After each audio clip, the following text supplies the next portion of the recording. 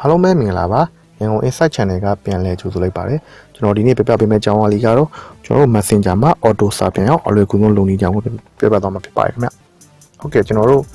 Messenger မှာပေါ့ကျွန်တော်တို့အလုပ်ရှုပ်နေတဲ့အချိန်ပဲဖြစ်ဖြစ်ကျွန်တော်တို့ game တွေပိုင်းဆောင်နေတဲ့အချိန်ပဲဖြစ်ဖြစ်ကျွန်တော်တို့သူများပို့တဲ့ message တွေကိုကျွန်တော်တို့မပြန်နိုင်တဲ့အခါမျိုးတွေရှိပါတယ်အဲ့ဒီအချိန်မှာကျွန်တော်နောက်မှပြန်လို့ရတဲ့ message တွေရှိမယ်ဒါပေမဲ့ချက်ချင်းတန်းပြီးတော့ response ပြန်လုပ်ရမယ် message မျိုးတွေရှိလိမ့်မယ်အဲ့ဒီအချိန်မှာကျွန်တော်တို့တခုခုပေါ့ Messenger သူတို့လာပို့တာနဲ့တန်းပြီးကိုစာမရိုက်စာရိုက်ဆရာမလို့ပဲねကျွန်တော်တို့ auto ပြန်ပြီးတော့ကျွန်တော်တို့ထည့်ခြင်းတဲ့ message ကိုကျွန်တော်တို့ထည့်လို့ရတဲ့ဒီလန်လေးကိုကျွန်တော်ဒီဗီဒီယိုကပြပြသွားမှာဖြစ်ပါတယ်ခင်ဗျဟုတ်ပြီကျွန်တော်ဒီဗီဒီယိုလေးကိုစတင်ပြီးကျွန်တော်တို့ကြည့်လိုက်အောင်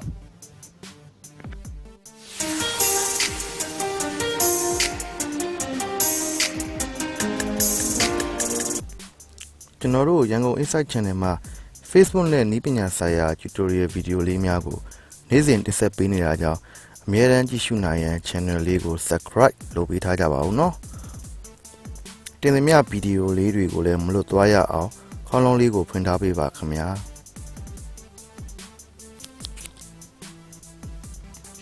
ဟုတ်ကဲ့ကျွန်တော်တို့ဒီလမ်းလေးကိုစတင်လုပ်ဆောင်ဖို့အတွက်ကျွန်တော်တို့ဒီ application ကိုကျွန်တော်တို့ Play Store ကနေတစ်ချက် down ပေးပါဟုတ်ကျွန်တော်ဒီ application တွေကိုကျွန်တော် Play Store ကနေ down ပုံအောင်လေးကိုကျွန်တော်တစ်ချက်တော့ပြမယ် Play Store ကိုကျွန်တော်တောင်းလိုက်မယ်တောက်ပြီးမှကျွန်တော်ဒီအပေါ်က search bar မှာကျွန်တော် I am auto reply မှာတန်းတက်လာပါတယ် AUTO auto REPLY sorry REPLY I am auto reply လေးကိုနှိပ်လိုက်ပါဟုတ်ပြီဒါကကျွန်တော်ထောင်းပေးတာဖြစ်တဲ့အတွက်ကျွန်တော် open ဆိုပြီးပေါ်နေပါတယ်ဟုတ်ပြီမိတ်ဆွေတို့မတောင်းရသေးဒါလေးတောင်းလိုက်ပါကျွန်တော်ပြန်ထွက်လိုက်မယ်ကျွန်တော်အဲ့ဒါကိုပြန်ဝင်လိုက်မယ်ဟုတ်ပြီကျွန်တော်ဒါလေးကိုဝင်လိုက်မယ် I am auto reply ကိုနှိပ်လိုက်မယ်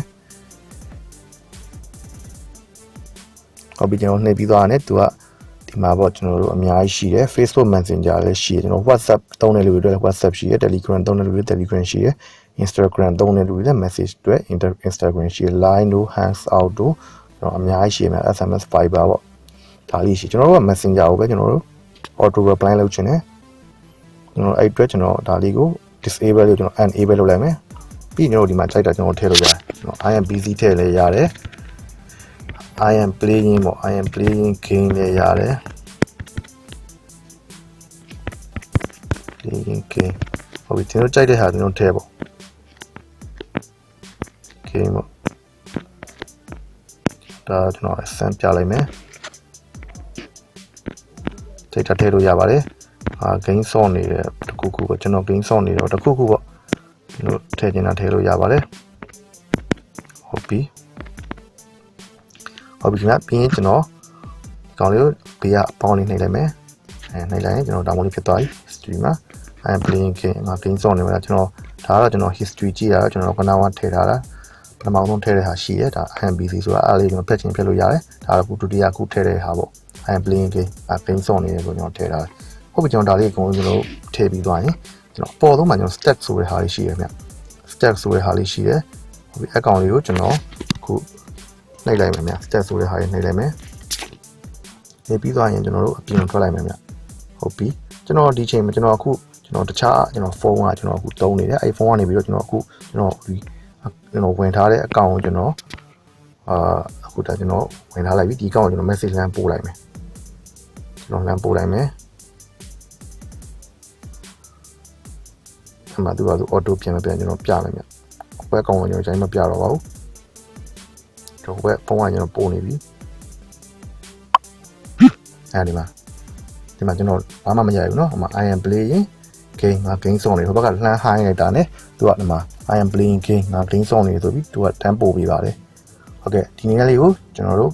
လှုပ်ရှုံနေတဲ့အချိန်ပဲဖြစ်ဖြစ် game ဆော့နေတဲ့အချိန်ဖြစ်ဖြစ်ကျွန်တော်တို့တုံထားရင်ကျွန်တော်တို့ဒီပတ်လူရဲ့ညွန်ညင်မှုကိုကျွန်တော်မခံရတော့ပါဘူးခင်ဗျဟုတ်ကဲ့ပါကျွန်တော်ဒီနီလန်လေးနဲ့ပတ်သက်ပြီးတော့သိချင်တဲ့အကြောင်းအရာများကိုလည်းကျွန်တော် comment box မှာမေးထားလို့ရပါတယ်ခင်ဗျ